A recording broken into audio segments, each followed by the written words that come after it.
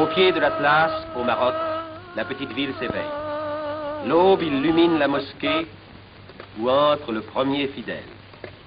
La prière ouvre la journée. À son appel, les ruelles s'animent. Déjà, les femmes se mettent en route pour chercher l'eau. C'est par l'eau que la vie peut naître sous ce climat brûlant. Et c'est une eau qui vient des neiges pour animer dans la petite ville les hommes, les bêtes et les choses. L'eau, c'est la mère des fontaines, celle qui crée les gestes nobles et utiles.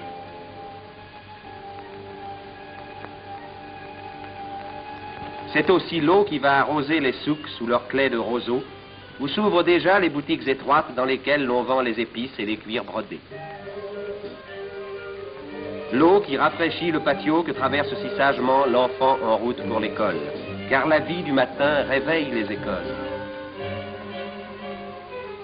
Tout un petit peuple sérieux se met en marche vers la classe.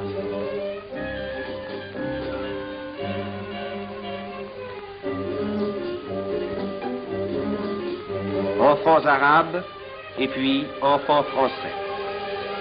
Ils arrivent parfois en un pittoresque équipage. Tout à l'heure, ils iront s'asseoir sur les mêmes bancs. Mais point d'école sans une âme active.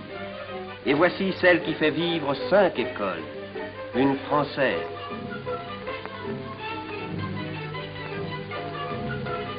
Son exacte sollicitude prend soin de tous.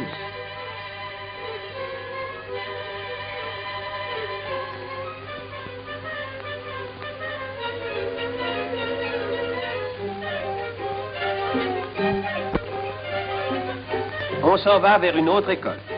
Une main maternelle emmène la fillette vers la classe.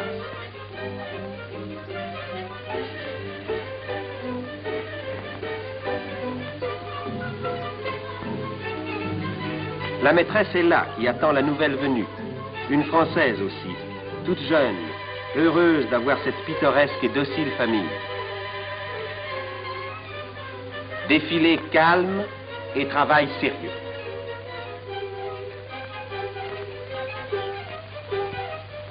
D'antiques broderies berbères renaissent ici sous les mains naturellement ingénieuses des fillettes.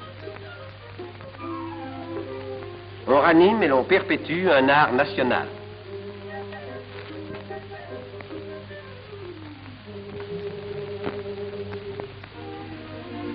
Et ces écoles ne sont pas moroses, on y chante aussi. Qui chante aime la vie, et qui aime la vie aime l'action. C'est pourquoi, d'un geste si vif, l'animatrice des écoles monte à cheval et part d'un bon trot pour le bled. Une mère de 4 enfants, dont le mari, instituteur, glorieux sous-officier de Goumier, est tombé devant Marseille. De son vivant, c'est lui qui faisait ce métier d'animateur. En vraie Française, elle a pris la noble tâche. Elle continue l'œuvre. Elle veut rester là comme un souvenir et comme un exemple.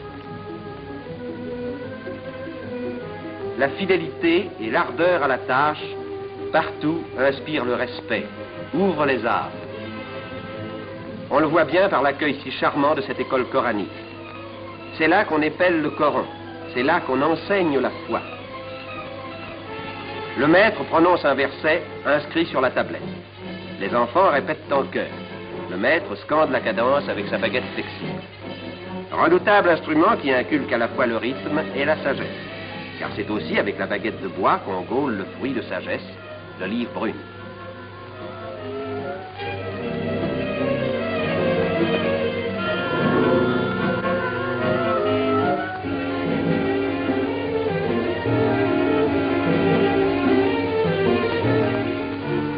Ici fonctionne encore la meule antique. La lourde pierre roule et broie l'olive lentement, d'où coule l'huile grasse, aliment précieux. Les procédés du bon vieux temps n'excluent pas la vie moderne. Comme tous les bons Marocains, ces blédards aiment les voyages. Le car arrive, il brinque-balle avec ses voyageurs en grappe qu'il secoue sans ménagement. Il vient de loin, tout poussiéreux.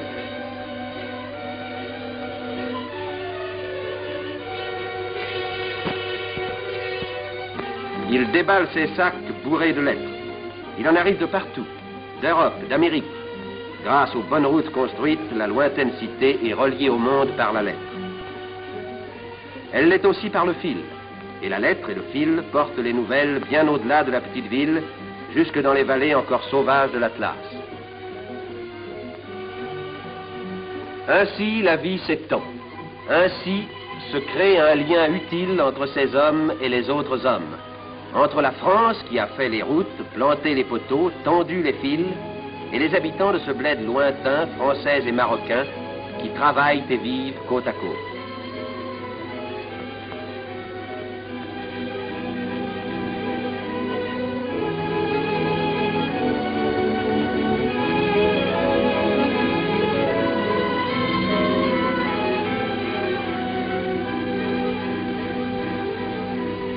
De ces travaux et de ces vies associées, voici le point vital, le centre symbolique, la belle demeure moderne avec son parc et ses bureaux.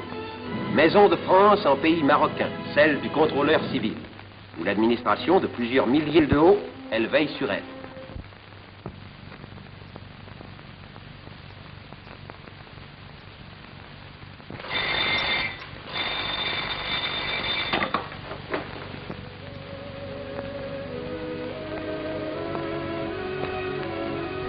Le contrôleur laisse son bureau pour aller rendre la justice.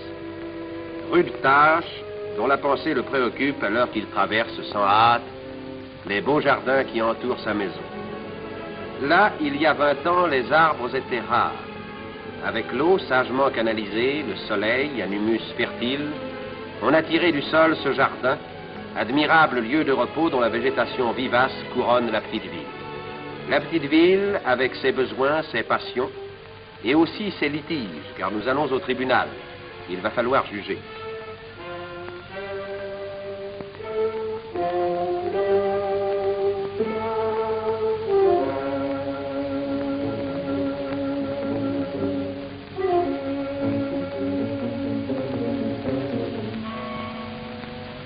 Ce tribunal, on l'appelle le Mejlis. Le contrôleur et le pacha y siègent de compagnie. Voici l'accusé, la mine basse.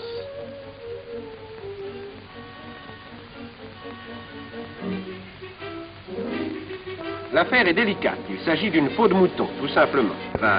Et sous la peau, il y a aussi le mouton, probablement. On ne sait trop, on discute, on explique. C'est la classique chicaya.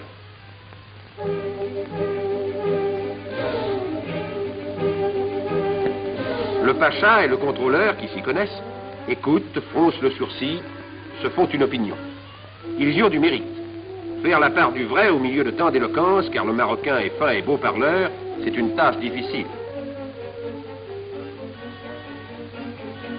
La vérité pourtant finit par apparaître. Sentence. L'accusé est vraiment coupable. Rien qu'à le voir partir, sombre et farouche, on en reste persuadé.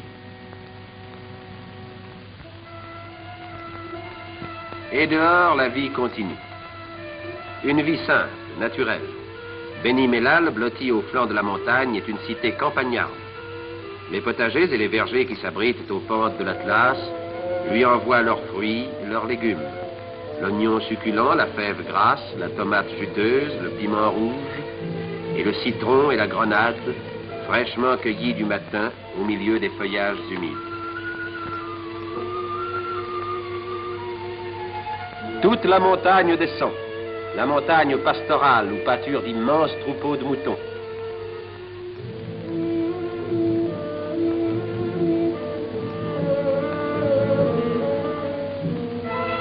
Tout un grand mouvement d'hommes, de femmes, d'animaux de bas suit la route des troupeaux, qui est aussi celle du bois, car sur les lointaines hauteurs croissent les antiques forêts, le chêne vert, le noyer et le cèdre. C'est de là qu'à Beni Mellal viennent les bois de construction. On les descend à dos de mulets, de chameaux, d'ânes, d'hommes. Le contrôleur des eaux et forêts les vérifie et y pose sa marque, après quoi les grandes poutres s'en iront vers le souk.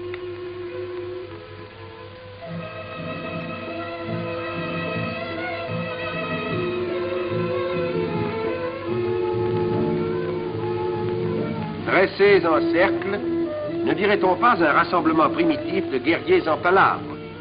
Mais aujourd'hui, le pays est très pacifique. Et ce peuple guerrier se tourne vers d'autres travaux que ceux des armes. La vie l'appelle.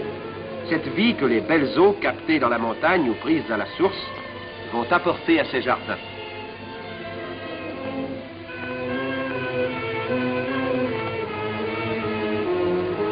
Mais pour les amener, ces eaux, et pour fertiliser la terre, de longs travaux sont nécessaires sur un sol ingrat, où pourtant l'horizon est beau. À ces travaux, la présence des chefs, le pacha et le contrôleur, est chaque jour indispensable. Il faut diriger, conseiller, exiger, être la pensée vigilante, incarner une foi et un espoir. Les hommes passent et s'éloignent. La pensée reste.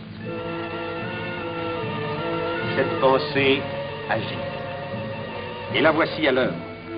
Là où circule encore la charrue primitive attelée d'un cheval et d'un chameau, vient de surgir le tracteur à chenilles, le char de combat des labours, puissant défricheur de ces landes incultes où demain va pousser le blé nourricier.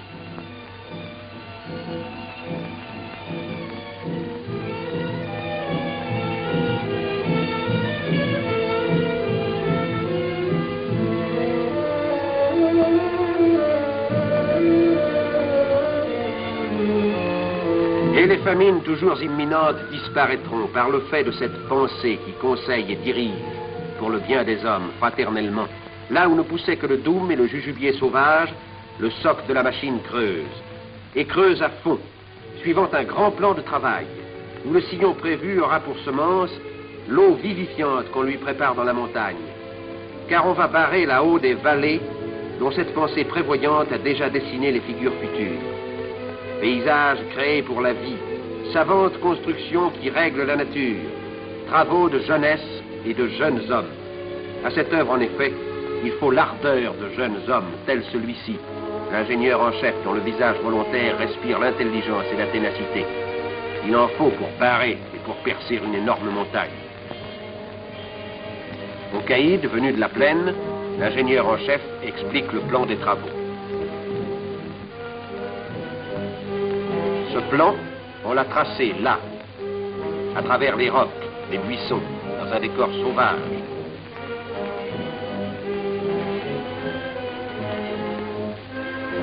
Mais la sauvagerie cédera à l'idée. La pelle, le pic et la mine auront raison d'une nature hostile et jusqu'à ce jour indomptée. Cette nature, on la vaincra, mais non sans peine, à force de bras, de temps et de patience, par le savoir et par l'effort.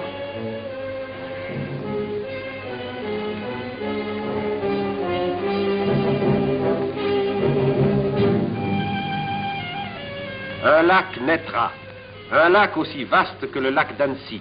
Il naîtra, enfanté par le geste ancestral des hommes, le geste bâtisseur du sédentaire, comme du pasteur qui dresse sa tente dans les solitudes, la tente noire des tribus pastorales qui nomadisent sur les hauts plateaux.